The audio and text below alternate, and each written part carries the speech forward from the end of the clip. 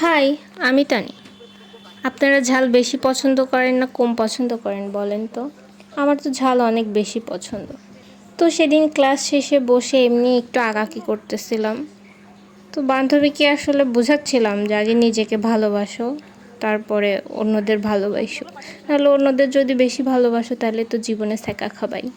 আর এখন তো ভাই বৃষ্টির মৌসুম, কদম ফুল তো অনেক, তো একটা পিচ্চি দিয়েছিল সেদিন কদম ফুল। বৃষ্টি শেষের পরিবেশটা কিন্তু অনেক সুন্দর না? মনে হয় যে আকাশ একদম হালকা হয়ে গেছে, যেরকম মানুষ কান্না করার পর হালকা হয়ে যায়। আর ভার্সিটি যাবো, ফুচকা খাবো না এটা তো হতেই পারে না, ফুচকা খাইতেই হবে। তো আমি আর আমার ফ্রেন্ড সবসময় এই মামার ফুচকাই খাই। মামার টকটা অনেক মজা। মামা কিন্তু টকের মধ্যে বোতল দিয়ে রাখে নাই, টকের মধ্যে বোতলে করে বরফ পানি দিয়ে রাখছে যাতে টকটা ঠান্ডা রাখে। তো এই যে এই মামার থেকে ফুচকা খাই সবসময় অনেক মজা। আর আমার প্লেট আর আমার বান্ধবীর প্লেট দেখে বুঝতে পারতেছেন আমি কেমন ঝালখোর।